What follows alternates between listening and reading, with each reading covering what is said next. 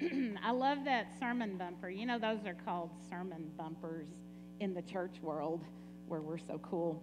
And how many of you remember the Pioneer Path one, which was like a boom, boom, boom, right? Could this be more different?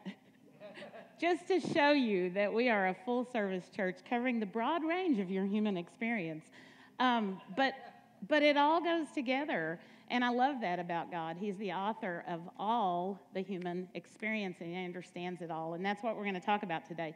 I asked for that song, Come Out of Hiding, You're Safe Now With Me, because today's message could really be titled Abiding, Not Hiding, which, by the way, full disclosure, I brought the wrong glasses this morning.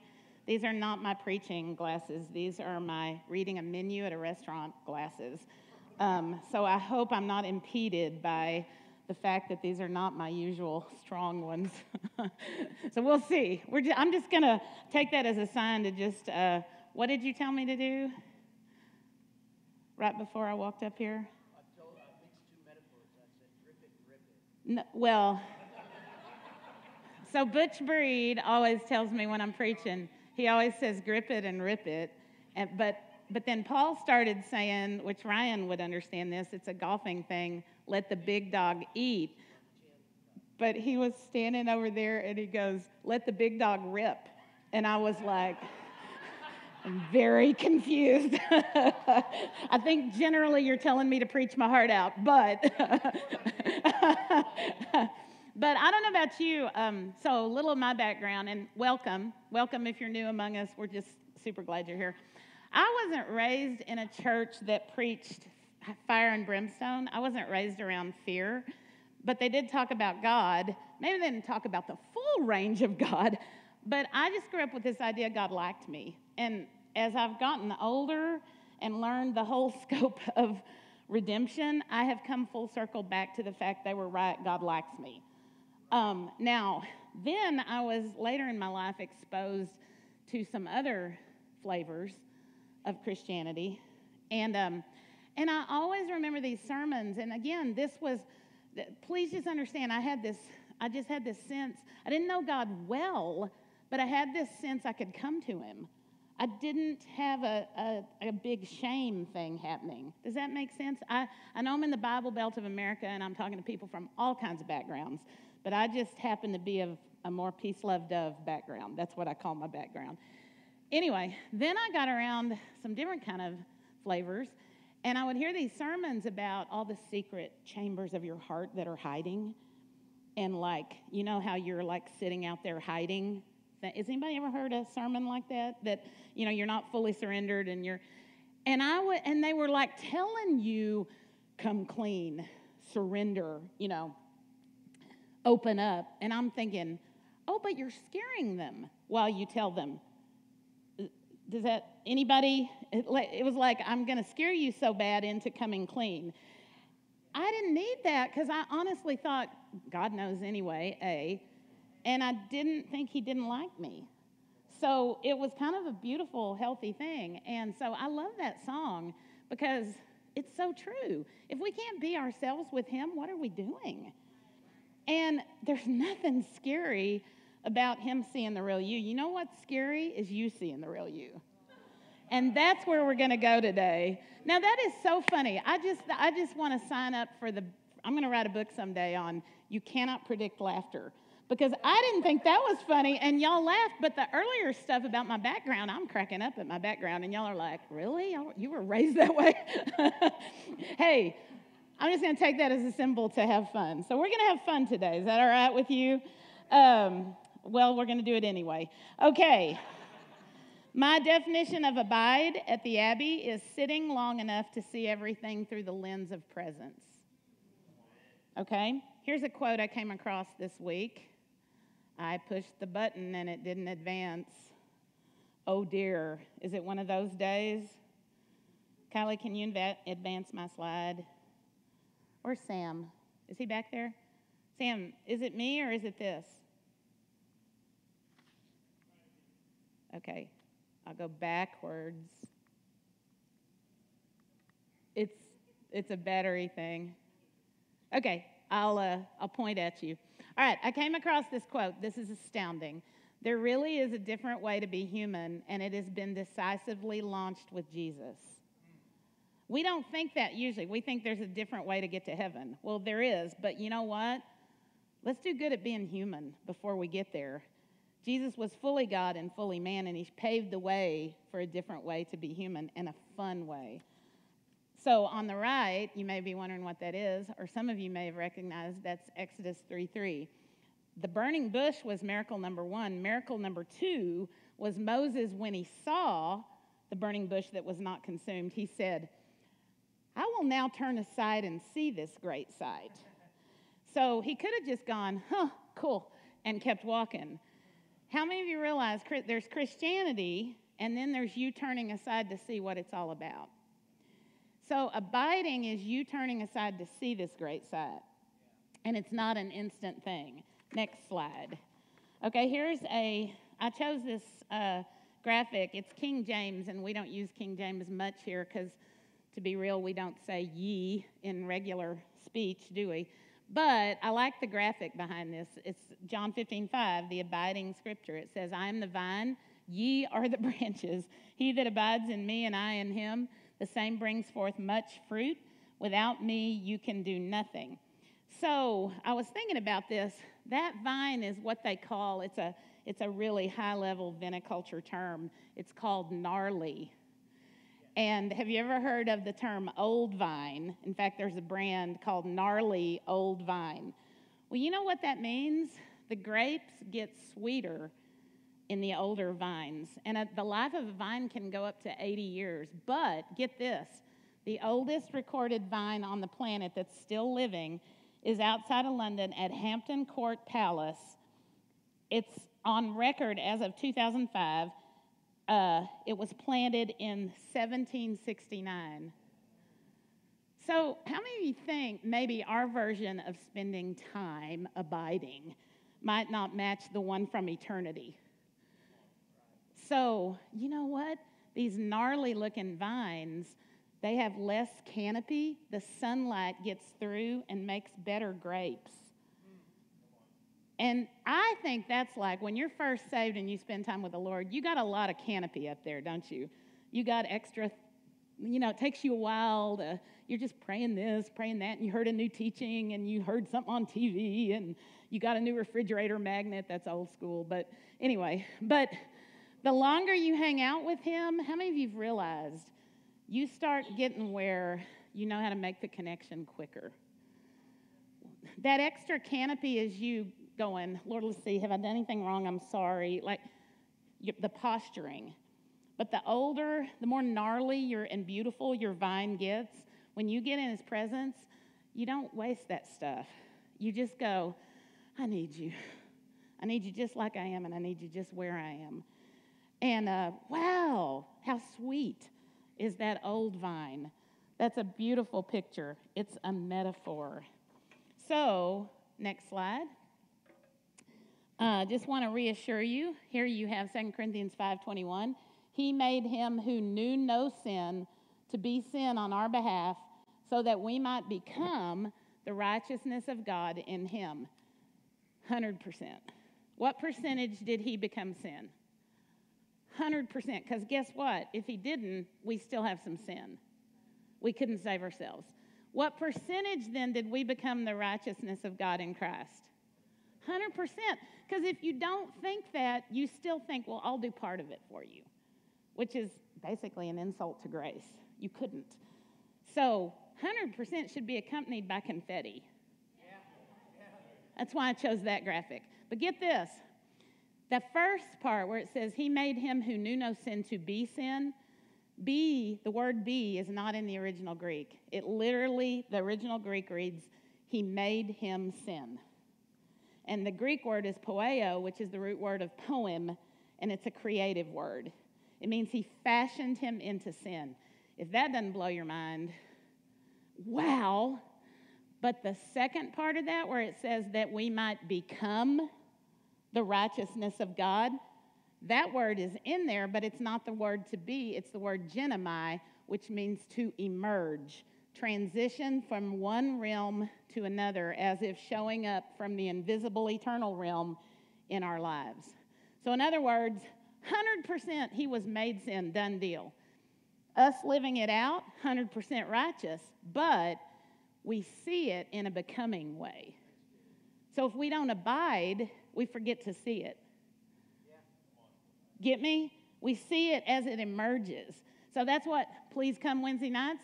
This past Wednesday night, we blew each other's mind about dualism. Dualism is a mess. Dualism was birthed in the Garden of Eden, and it says, well, if I'm righteous, I can't be a mess. But God's not a dualist. That came with the knowledge of, wait for it, good and evil. God's just life. So the truth is anti-dualistic, which is, I am totally righteous. Also, there are some areas I'm a mess. Those coexist in the realm of becoming. Your righteousness is 100% done deal, but you're still becoming that lived out. Very important foundation. Next slide. That made me think of Mark 1:17, where Jesus said, follow me and I will make, same word as made sin, I will poeo, I will create you fishers, I will make you become fishers of men. I will create you into an emergent representative of me. And then look at that second scripture that talks about the disciples. Because he was saying that to the disciples that were fishermen, right? He was saying, hey, y'all fish in the natural. Let me connect with that bit of your humanity and convert it to the spiritual. How cool is that? You know, your natural desires can even be put there by him to use. Mark 3:14 says, then he appointed 12, talking about these disciples, that they might be with him and that he might send them out to preach. Notice he didn't say that he might send them out to preach, and also hang out with him some. The priority is being with him, abiding. That's the only way you get to be any good when you go out to preach. So this is a picture from The Chosen. We love The Chosen. How many of you think those guys were not making an A in the course? Right? The Chosen's so beautiful because they're so normal, aren't they? They're becoming little by little. And of course, Jesus hasn't died and been resurrected yet, so the Holy Spirit's not been sent. But they're a mess, aren't they? They're a ragtag group of becomers. Listen, we're the righteousness of God in Christ, and I will never compromise that. You will not hear that compromised at this church. But also, you're welcome to come as you are. If God can call, I think Jesus delighted in calling, watch The Chosen, because you'll see him interact with these yahoos, and they'll just say goofball things, and Jesus just smiles and laughs, and seldom does he does rebuke when he has to, but mostly he demonstrates a God who understands our humanity. Next slide. Abiding. We too often have an obsession with being fixed. We need to shift our obsession to being loved. And by loved, we mean deeply loved. And some people maybe have never been deeply loved in their life, so it's hard to just walk into the presence of God and say, give me that. I'll take that on the menu, because they don't even know what it looks like. That's why it takes abiding. You have to learn. Paul said this before. I think we said this Wednesday night. I think we've all said it. The church has been more transactional, but abiding is transformational. So we want a checklist of transactions that once we've done them all, we go, good, I'm safe now, I'll be okay.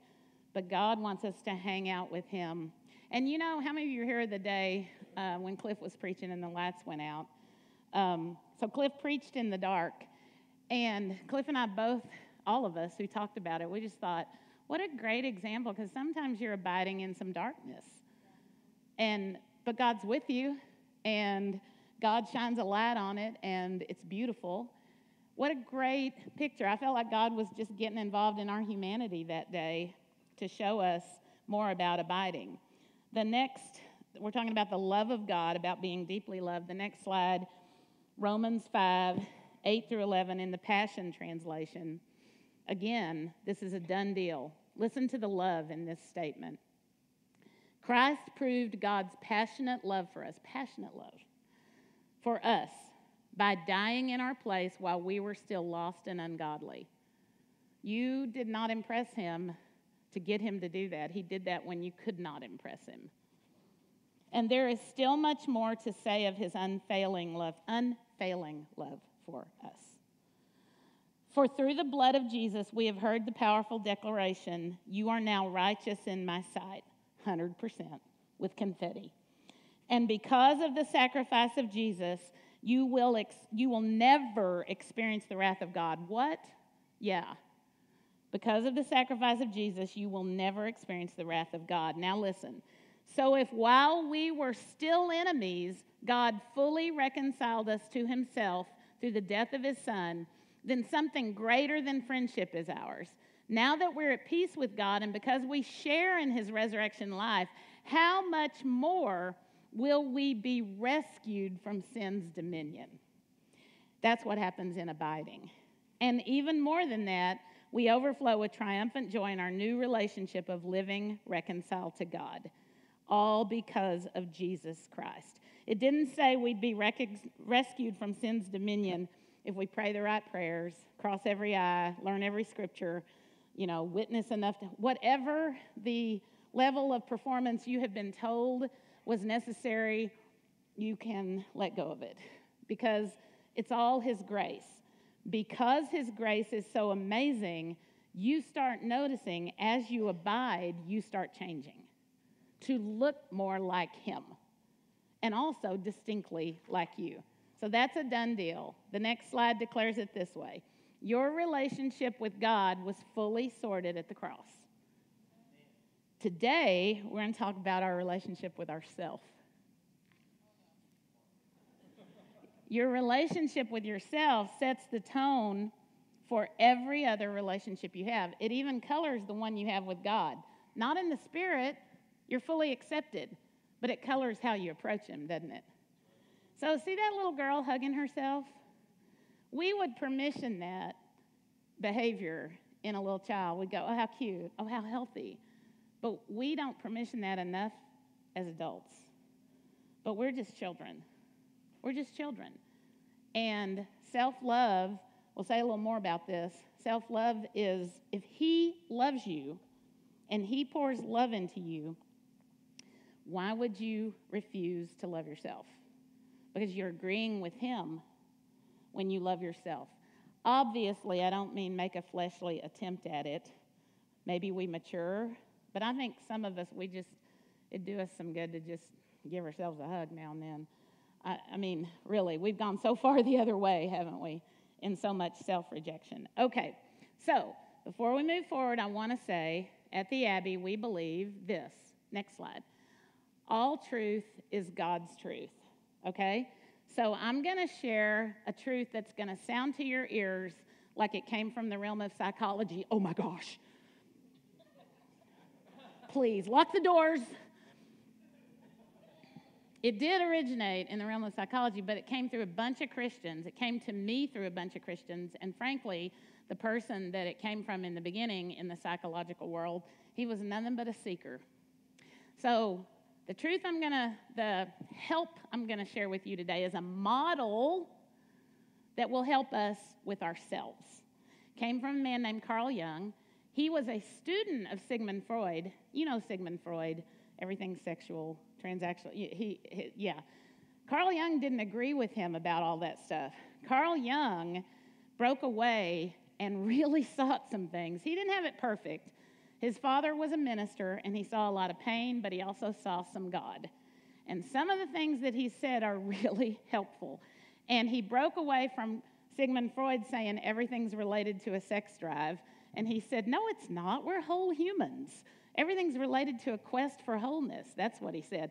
And then, here's another thing I love. Sigmund Freud treated abnormal people sitting there as the detached expert. You know what Carl Jung said? He said, we're all on a journey.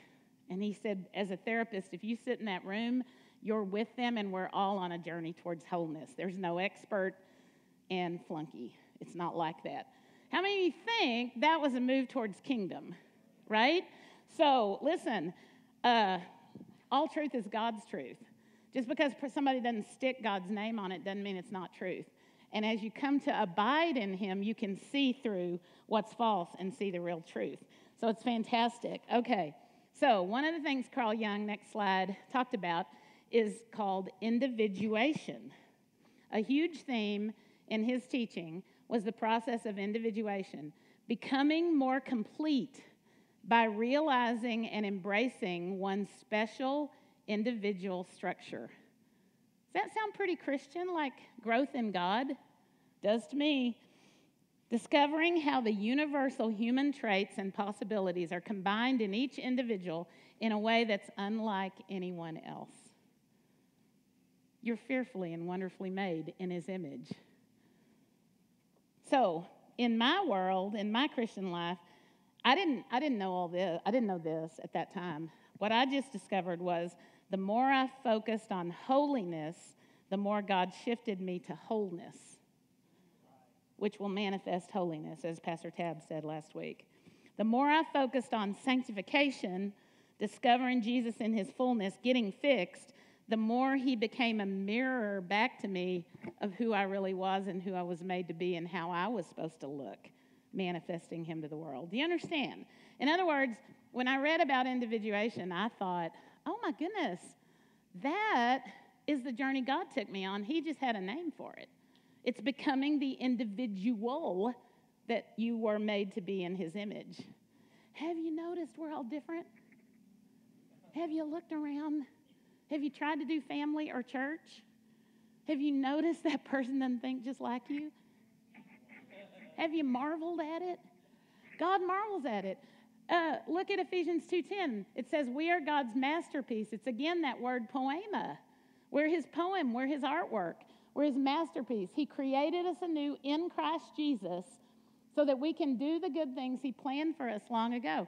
In other words, you are called to become the individual you were created to be to glorify him, with the deeds that you can only do as he sets you free to be that individual that he perfectly fitted you for. If you're 4'11", maybe God didn't call you to be an NBA basketball player. That's a very silly example, but you get what I'm saying with that. Okay. Individuation means becoming an individual, and in so far as individuality embraces our innermost incomparable uniqueness. Y'all, that sounds like it's a Christian writing, but it's not. It came out of something that he wrote. It also implies becoming one's own self. Listen, I wrote this. God is not against you being yourself. He's against you doing it without him. Because he made you. Paul said Wednesday night at our transformations class, becoming self-aware is the threshold to becoming God-conscious. Your problem is not yourself, it's your separated, wounded, deciding, hiding self. He wants to fill you, not kill you. He crucified everything that would hinder you on the cross in his own body, and now the Holy Spirit stands ready to actuate everything that you were intended to be originally. Confetti. Okay. One time, I'll just tell you this. One time the Lord told me, because y'all know Paul and I came from science. One time the Lord told me, Perrianne, I gave you your mind, will, and emotions as your own research lab. Like you left that research lab, but I gave you this to just grow and learn and discover how humanity works. And I've just had a party ever since. I know y'all don't think that's much of a party, but I'm bringing you to my party today. I'm releasing that party. So there really is confetti in my head. Not really, but here, the deal is, y'all, I'm on a bit of a Carl Jung kick the past month or two, but I discovered God speaks Carl Jung a little bit. Listen, God speaks every language of man. So I'm not trying to get you to go home and read. I don't care if you never read anything he wrote. What I care is what I'm about to show you. Next slide. One of the things that he said that's so powerful is, and this is kind of a buzzword in transformational Christianity right now, He said, everybody needs to do some shadow work. Okay, I'm going to tell you what that means in a minute more deeply, but I'm just saying, you're 100% righteous. So when I talk about you having a shadow, it's not about you not being righteous. Again, this is about your relationship with yourself. Here's a quote. To confront a person with his own shadow is to show him his own light. Go to the next slide. We'll go a little farther. We do not have two natures, but we do have a shadow that we create. It's where we hide the things we think people will reject. So what he's saying is some of the problem with us, if he could say it about God, I'll say it about God. God 100% accepts you. But we're not 100% sure we want to show some parts of ourselves to everybody else. And what gets mixed up is sometimes we don't show that to God because we're not even aware. That's what a shadow is. Y'all, as Christians, we just have this whole deal of, I hope I blow this away by the end of today, but we have this whole deal of shadow must be evil.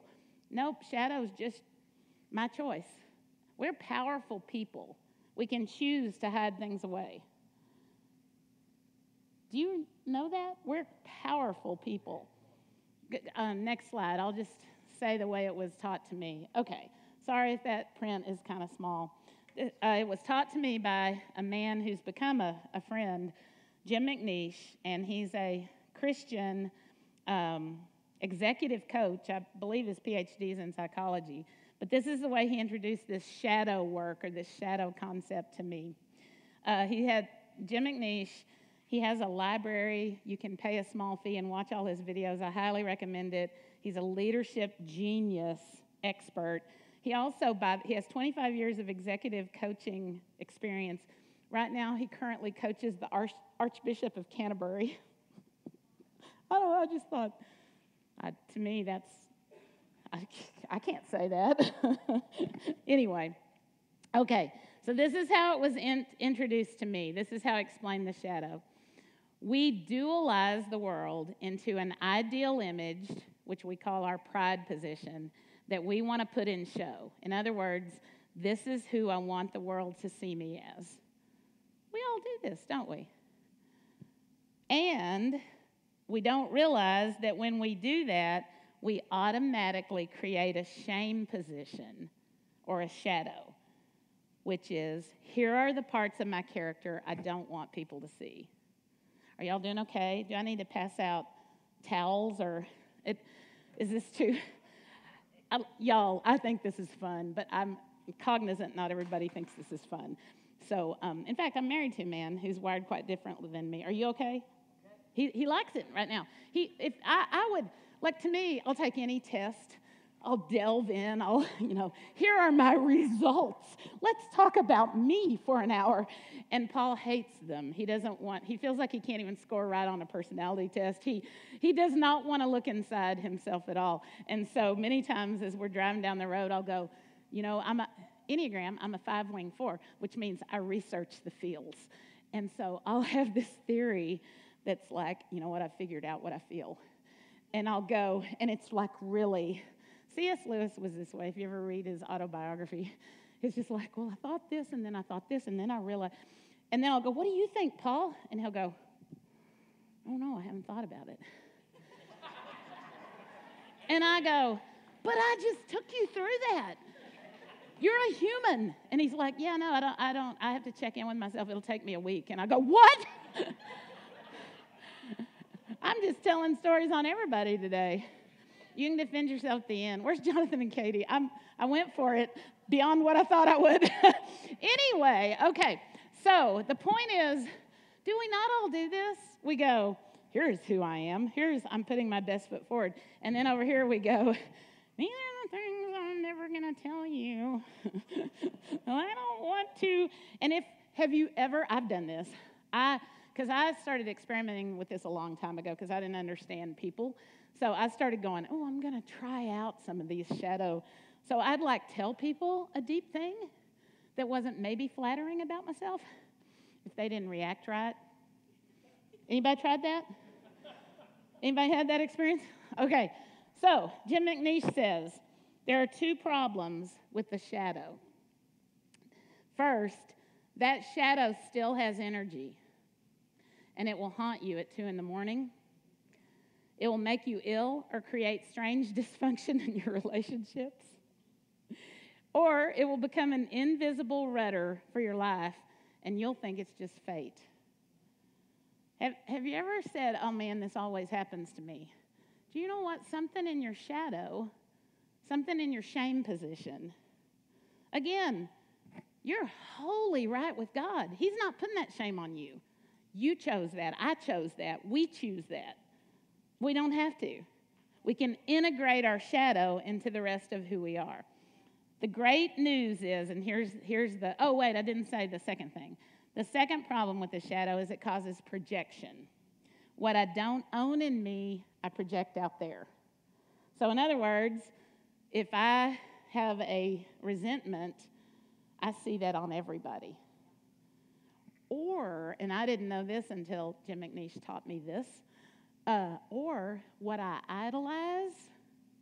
Have you ever had an inordinate, again, it's great to celebrate people, but part of why I love Bono, of U2, is because he's out there changing the world, and I feel like I haven't done as much.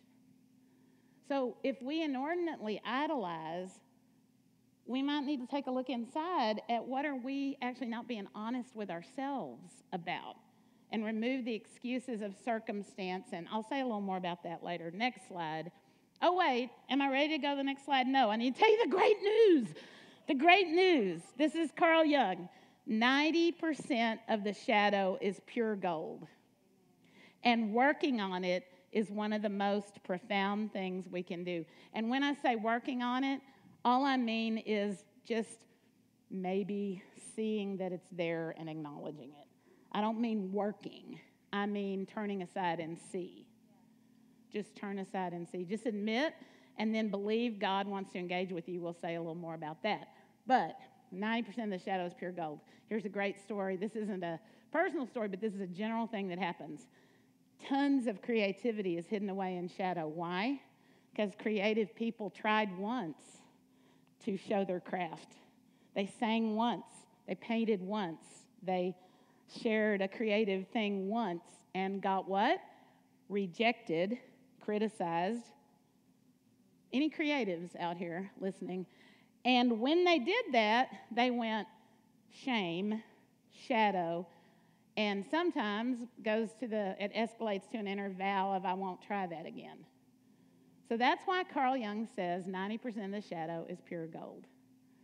So can you see that if we're fully loved by God, that we could excavate that gold wired into us by God safely? We might even love each other during it. Oh, there's so much to say about this, but I'm going to move on because I want to get to these. Okay, some other quotes. Carl Jung said, our greatest treasure is that which is hidden deep within our own subconscious. It is that dark, unused part of ourself that is, in fact, light that is unconscious of itself. Again, there might be stuff in your shadow needs to be cleansed and healed, but there's also stuff you're just ashamed to show that's actually meant for display. There's light down there. Everyone carries a shadow, and the less it is embodied in the individual's conscious life, the blacker and denser it is. At all counts, it forms an unconscious snag, thwarting our most well-meant intentions. Doesn't that sound like Romans chapter 7? Bible scholars, the thing I want to do, I'm prevented from doing. Romans 7 is a struggle chapter. Romans 8 says, thank God I'm set free by Jesus Christ. But part of that is being willing to see what the struggle's about and face it. And then finally, projection of our own shadow makes the whole world a replica of our unknown face. Carl Jung also said, shame is a soul-eating emotion. Brené Brown would agree with that. Next slide. Here's why this is important for church. Religion casts some of the strongest, saddest, and meanest shadows because the very Father of love is seen as a non-acceptor rather than an acceptor. Religion says God rejects your darkness. Reality says God specializes in meeting you in your darkness and creating from there.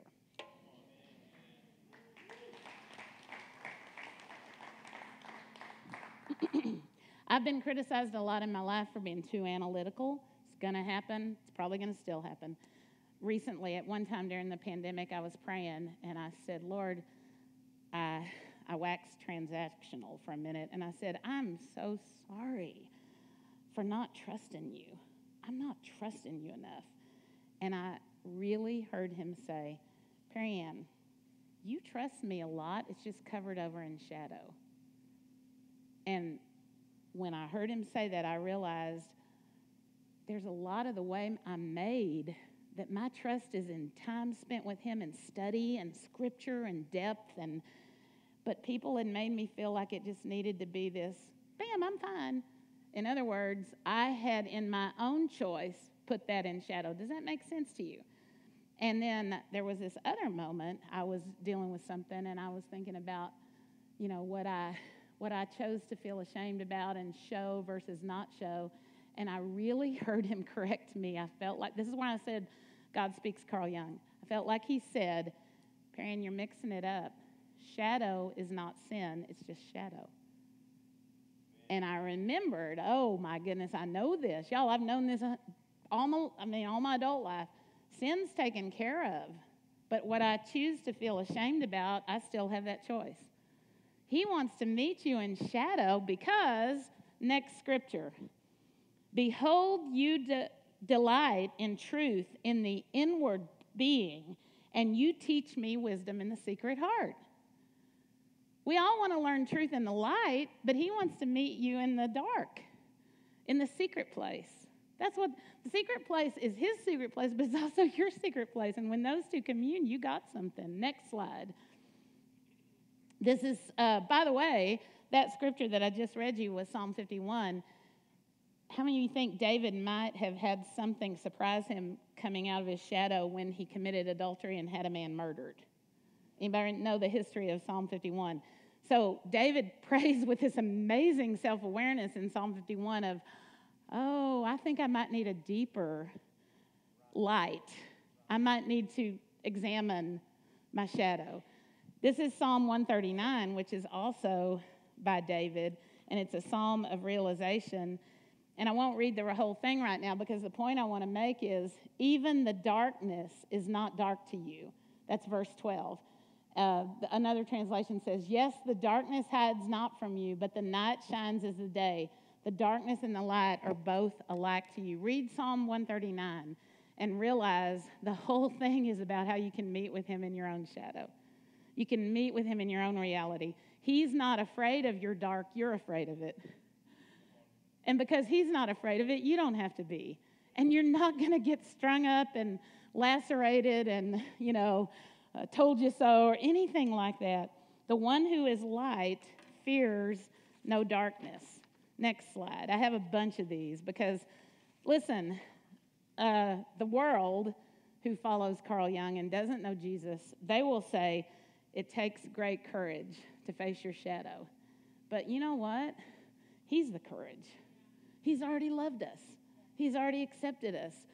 I don't even feel like it's not courage. It's just time turning aside to be honest. It's not courage. It's just reality. It's just honesty. I feel like I'm not making this as fun as I want to make it, but look, James 1:17. Every good gift and every perfect gift is from above and comes down from the Father of lights, in whom there's no variation or shadow of turning. He never changes or casts a shifting shadow. There's no shadow in him, so he won't bring any to you. He literally will not cast shade. That's what the word means for shadow there. There's no shadow. There's no shifting like a planetary creation of night, and there's no casting shade. So if that's the visible part of us, and there's the shadow part of us, the circle is telling you the parts of you he sees, understands, loves, accepts, and wants to visit with you about as you walk through life together. In other words, don't go off and go away for a weekend and go, I'm going to deal with my whole shadow. Don't do that. No. Listen, you're not going to need much help in having an opportunity because life's going to hand you those. Anybody know the word triggered? Anybody get triggered? Hey, I get triggered. I get really triggered. Lately, I've noticed my trigger is a little more. Y'all notice that? I know something about this pandemic. What do you call that? Loose? Who's a gun person? What do you call a trigger that's too loose? Hair trigger. Yeah. And I know nothing about guns, but the point is, like, all I'm saying, you don't need to pray for more triggers. You'll have them. All we're saying is just don't go into a religious hyperdrive if something happens. Just kind of go, that's interesting. I'm feeling a thing. Let me turn aside and see this great sight. Father, could you meet me in that shadow? Because I remember you told me you already fully love and accepted me. And then it's the most fun because he starts going, you know why you feel that way? And listen, I've been meditating on this for 3 weeks. My family is probably running from me right now because at the moment, I can remember 12 million things about my childhood and the stories of my mother, and not bad stories, just I think of this way because, so interesting. Stay away from me. It will pass, and pray for my family. There's no darkness in him. In fact, next slide. In fact, back to Psalm 51, David prayed, God, make a fresh start in me. Shape a Genesis week from the chaos in my life. What a great prayer. But can I remind you that the very world was created out of shadow? The earth, Genesis 1:2, was without form and void, and darkness was on the face of the deep. God chose that environment to birth light. What does that mean for us personally? It means that he's not going, come over here into all your good parts because I want to hang out with you there. He loves your good parts and he wants to empower them. But when he wants to birth light in your life, he goes, I'm hovering over your darkness. Let's hang. And I'm about to speak.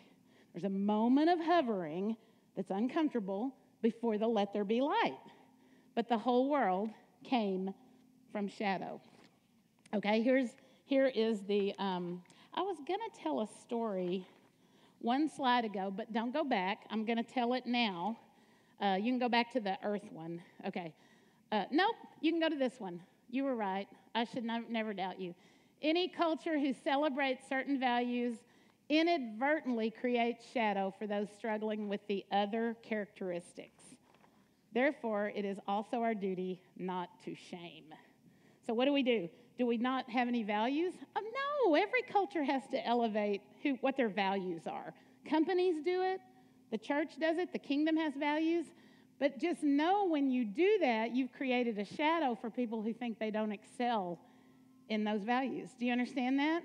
And then if they admit it and they say to you, listen, I know y'all all are about relationships, but I'm not very relational.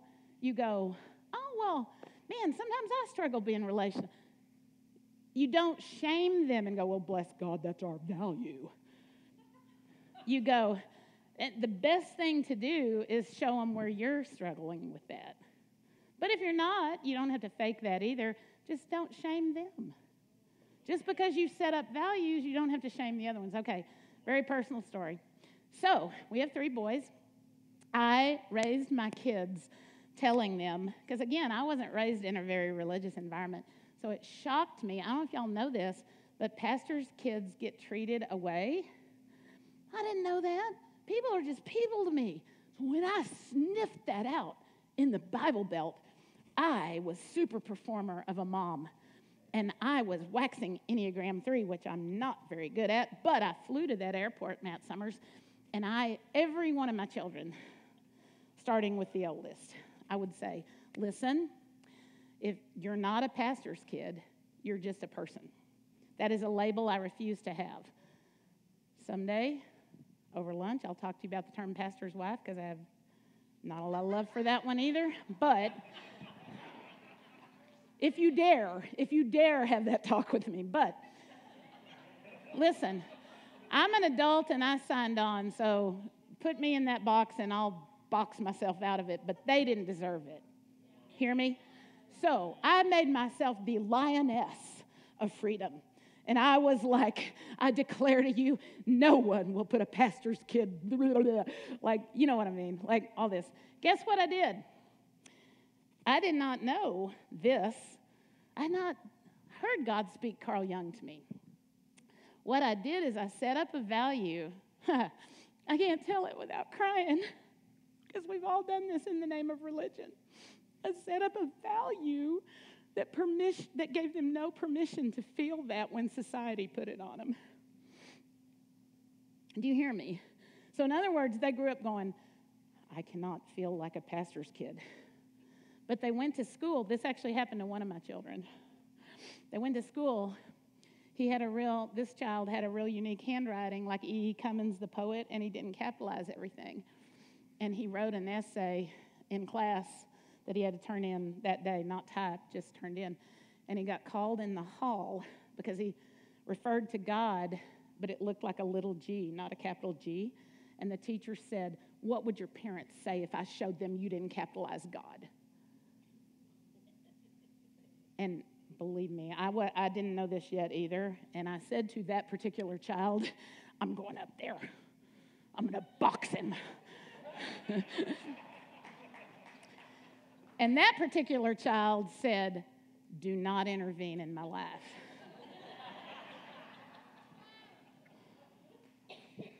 So he was clearly letting me know, I'm going to maintain my own shadow, stay out of it. However, another child, the first one I tried all this on, it took him as a college student. A worship leader from England sat down with him and actually prayed with him, and he got to finally admit that all his life he'd felt the pressure of being a pastor's kid because people at school put it on him. But he couldn't tell me, because in our house we don't do that. Did I get it very good? Is that pretty good?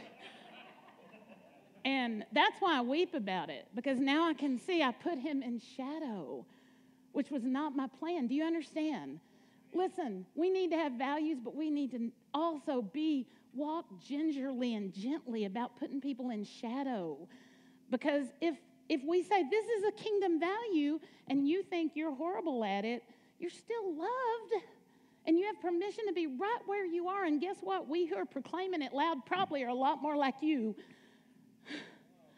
Probably some of my zeal came out of don't put me in a pastor's wife box that was my shadow. Oh, or it came out of I will be the best mom. Shadow. Ain't gonna be the best mom. I'm just gonna be the mom God created me to be. Come on. Is this okay? I have another story, but I don't know if y'all can handle it. We're almost done, so I'm going to tell you this other story. Okay. So my British friend named Becca Jupp, she's a pastor in England, and she actually had Jim McNeish in her church. He comes to her church all the time. He does executive coaching, but he also will do churches. He might come here. Would y'all come out? Oh, my gosh, it would be amazing. Anyway, she had just had him in, and he just unrolled a bunch of this stuff, and I hadn't heard it yet. Okay, so we're traveling in England, and we had just done this young adults retreat, and there was this young whippersnapper of a minister there. Do y'all know what I mean if I say a young whippersnapper of a minister? I'm not going to isolate it to youth pastor, because it could be any position, but they're young. And he had a prophetic word for Paul and I. And so he called us up at the front. We were the speakers, but he had a prophetic word for us. And when he delivered it, Paul will tell you a whole different story of this, because he was not triggered. But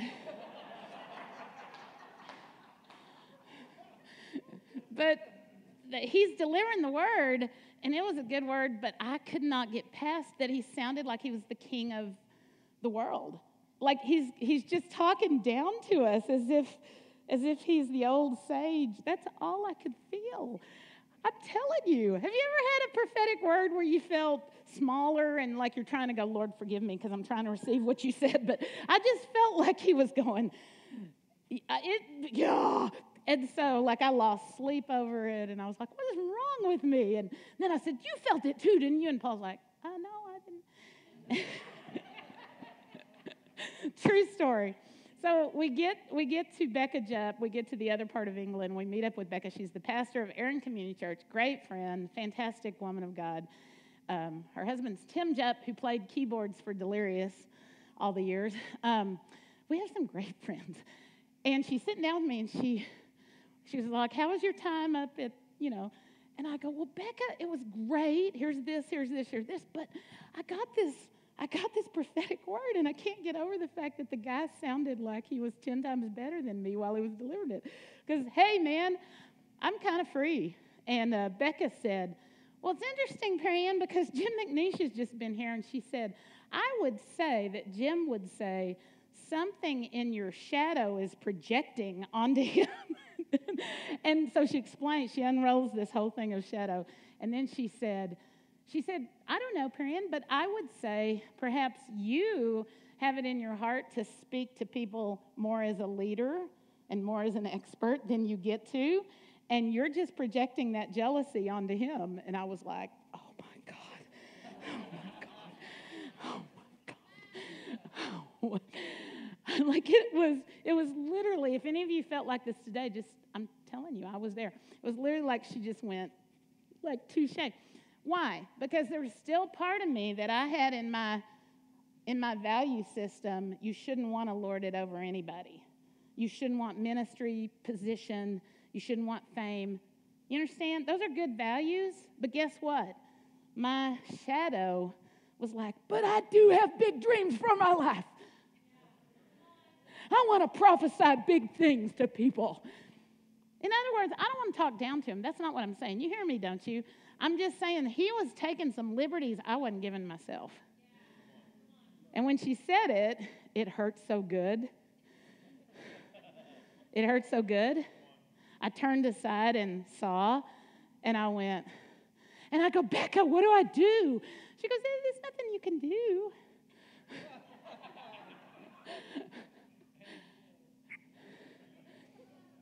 There's just who you can be.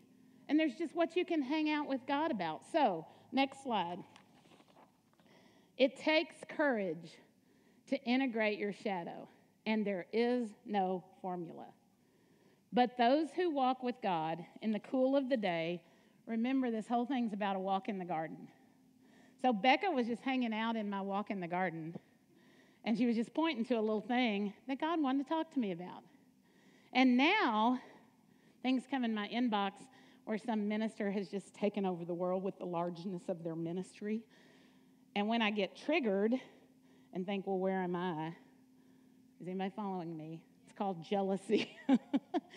When I get triggered, instead of trying to rebuke it and grab 12,000 scriptures and eliminate it, and I just go, hey, God, here I am. Can we hang over this? And you know what he's saying? He's saying, Perrianne, you haven't dreamed big enough. It's not that your dreams were too small. It's not that I'm putting you down. It's the fact that you're not honing in on exactly who you are. Let me talk to you about that feeling. Thank you. So, people who hang out with God in the cool of the day can talk to God about what's in their shadow. Number one, knowing they're loved at all times. God wasn't displeased with me for jealousy in ministry. Yeah, I said it. I had it. He wasn't displeased with me. I was displeased with me because that's a value I couldn't let myself have. But I did have it. Number two, in partnership with him, he's the coach. He knows how to coach you through all this. It's a simple turn. This is how you live with yourself. You're 100% righteous with him, but living with yourself, you get to go, oh, hang on, I think I see something here. And then you go to him, and he knows how to coach you. And then finally, authentically. The church has not reached the world because the church is so inauthentic. So when we just project the part of us we're proud of, that the world knows there's more. Because they're sitting at home seeing it, aren't they? Listen, I believe when we accept all of who we are, and we say, this is totally who I am in God, And also, this is where I'm walking on this particular issue, but he's helping me. I believe we're on the verge of some real authenticity that the world's going to go, okay, tell me how to do that. Because listen, out there in the spiritual world, there's all kinds of people talking about shadow work. I want to tell you, it's like it's a buzzword right now in Enneagram and spirituality circles. I want to tell you, it is so cool to know that I'll never face any honesty that he will reject me for. And I feel like we just have the safety net of all safety nets, the honesty of all honesty. And then even, we can then dare to share it with each other. So it still really is just about a walk in the garden. God wants to still walk with you in the cool of the day. Last slide. There's a quote I love. Individuation, Carl Jung, is not a process of improvement, of getting better, but of becoming more you. We need to lose this notion that we're self-improving, and we need to realize victory is becoming more me, because he made me, the real me. And then you can't see that, but I'll read it to you. That's a picture of this famous rabbi. His name is Zuzia. Rabbi Zuzia said, "In the coming world, they will not ask me, 'Why were you not more like Moses?' They will ask me, 'Why were you not more like Zuzia?'" Isn't that beautiful? So whoever you're comparing yourself to, whatever idealized version of yourself, God's not interested in that. He's interested in the whole of you. That picture on the left is somebody's rendition of Genesis 32, which is where Jacob wrestled with, we believe it was Jesus. It says he wrestled with a man, and at the end of the wrestling match, Jacob said, "I've seen the face of God and lived." So we believe it was Jesus. Now, why would Jesus come and wrestle with somebody all night long? And Jacob said, remember this story? Jacob said, "I'm not letting you go till you bless me." And so Jesus touched his thigh, and he walked with a limp the rest of his life. Like he was changed. He changed his name, and this was his transformation night, right? Why would Jesus wrestle with him all night long? Well, one clue is the root word. This is the only place the Hebrew word for wrestle is used in the whole Bible, this chapter. And the root word of it is dust. The root word of wrestle is dust. And so people thought, well, because when people wrestle, they get in the dust. But I actually believe dust speaks of humanity, because we were created from the dust of the earth. I believe Jacob was showing us here, because Jacob had problems with his shadow. Y'all remember his story some. He had a shadow side. We all do, but he showed it. I believe this is a picture of we will all wrestle with our own humanity, and we've all got to wrestle through to a point where we realize Jesus will bless it. Because that's what he said. Jacob, something in him got right, and he said, "I'm not letting you go till you bless me. I'm getting in this dust until you bless it." God's already made up his mind to bless our humanity, but we don't know it because we drew a line of shame. So I believe for every one of us, worship team, you guys can come. I believe there's a wrestling where we come to grips with owning our humanity. Carl Jung would say, integrate your shadow. Listen, it's a lifelong process. You don't finish. You don't check it off. But boy, yoke is easy, burden light living. Because you really realize he 100% died for you and redeemed you. But also, even changing you is a walk in the garden. Sure, there's nights of wrestling. Sure, there's things hard to face. Sure, there's times somebody goes, "Oh, boom, that's just jealousy," like Becca did to me. But that didn't hurt like rejection. In the end of the day, I incorporated more of who I really was, and I'm still doing it. So I hope that this has been a concise commercial for a new way of living. That slide I had early on that said there really is this whole new way to do humanity, and it was launched by Jesus Christ. When you watch The Chosen and you see Jesus interact with those disciples, you don't see somebody that pounced on every sin he saw. You see somebody who goal one was people to know they're loved, accepted, interacted with. That doesn't mean you accept things that are off. Certainly, there's a time to change. Go ahead and come, Paul. There's a time to change. There's a time to be dealt with. But listen, dealing with sin's the easy part because it's finished. Us facing it's the hard part because of shame. And I'm telling you, look, I don't know if you know Perrianne Brown. She's a wonderful human. She has published best-selling books about letting go of shame. I champion that. I read her books. But shouldn't this be our thing? Shouldn't this be our homeland? Shouldn't this be our turf? So something's wrong if religion is still putting shame on people and the world, and I'm not saying Perrianne Brown's not a Christian. I'm just saying she's not dealing it through the church. I'm not calling her the world because I do respect her. But if the world's having to remove what the church put on people, something's wrong. God himself is the remover of shame. And when we really understand the gospel, we will stop hiding in shame. You don't need to go tell everybody your deepest everything. It's really more what you tell yourself, how you relate to yourself.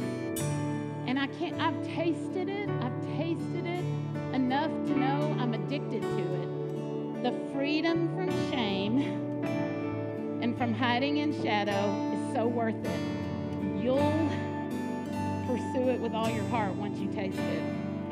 Authenticity, being real as a Christian, not having to hide something.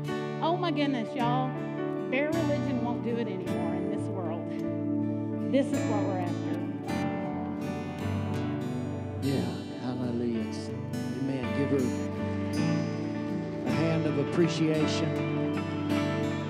I want to invite you to stand with me, with us as a team. Let me just make a statement of how proud I am of Perrianne to even cross that barrier and be that vulnerable and authentic, to open up not only personally, but to make that space safe for us as a people, as Christians, to be that transparent. And that's a dangerous thing in a religious world. And it takes great faith, great courage to be able to go there. I'd just like to make a couple of statements of perspective that I think can help us. The church is called to change the world. We're commissioned. That's what we're here for. If we're not changing the world, we might as well just go to heaven. So we're here for the purpose of changing the world. The challenge is that when we're more about changing the world, hiding ourselves and unwilling to be changed. If we just think they need to change and we're still living in shame and just putting that shame on them. So I don't know, maybe if this is true for you, maybe this is me being vulnerable during the pandemic. I just really have become impatient with every voice that wants to change somebody else, but is not vulnerable or transparent or willing to be changed. Quit telling me what to do if you're unwilling to face it yourself. And religion tends to, number two, religion tends to, let me just rephrase that. Our humanity responds to religion in a way that just says, just tell me what to do. It's really just an easy way out to say, tell me what to do and what not to do so I can be safe. That's our way around fear. But God is not just telling us what to do and what not to do. Certainly there are some things not to do because they're going to hurt you and they're going to hurt others. But He doesn't want to just say, don't do this, don't do that, and leave us in it. He wants actually to meet with us and talk to us about why we do what we do. So we say that He wants to meet with us in the places that we're covering up with shame and love us out of it. Heal us in those places that we're no longer driven to do those things. 90% of criminal activity is actually the result of trying to avoid pain. And our world is filled with pain. Not only physical, but emotional pain. So religion puts you in shame, but God loves us out of shame into His presence. So not just a transaction of a salvation, but a life. Yeah, I really believe that this reality is the bridge to the next great awakening, to love the world out of darkness and into the light. He's called us out of darkness into the light to declare His marvelous works. He loves us enough to meet with us in our most scary places or rooms in our heart. And I think we see in the culture, the confusion that's in the culture. Okay, I'm just going to say it. Just take a second to say it. The world and our culture, and I'll even say our government, is trying to answer this by just removing shame altogether.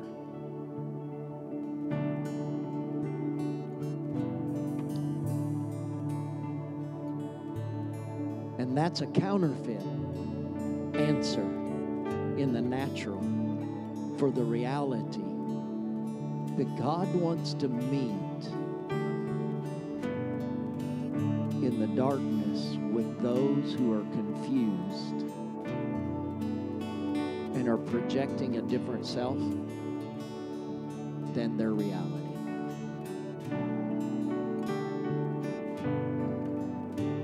And the church should be the place to meet people in their confusion and love them out.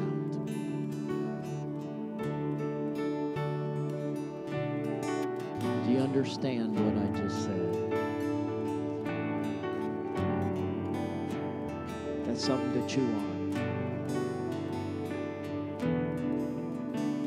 Because I don't agree with our government, but neither do I agree with just using shame.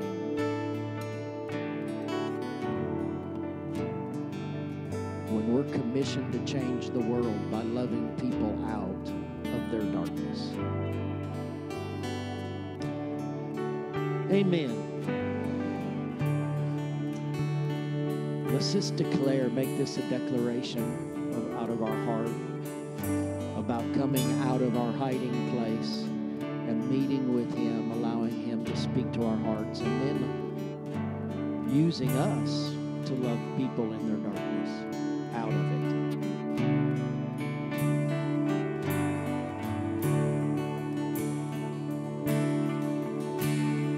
Come out of hiding, my Savior will. No need to cover what I already see. 'Cause you've got your reason.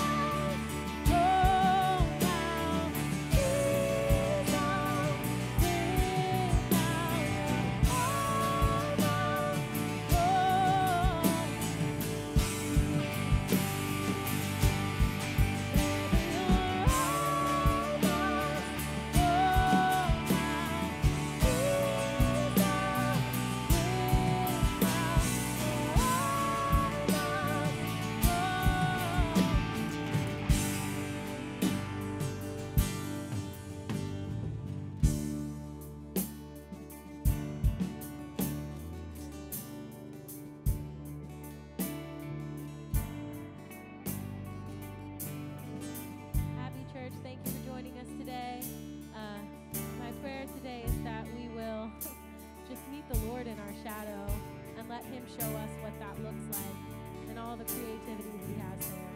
Thank you for joining us, whether you're in person or online. If this is your first time and you'd like to meet the pastors, we have a reception through those doors right there. 'Cause I loved you before you knew it was love. When I saw it all, still I chose to go. You were the one that I was thinking of when I rose from the grave. Now rid of the shackles, my victory's yours. I saw the veil for you to come close. There's no reason to stay at a distance anymore. You're not far from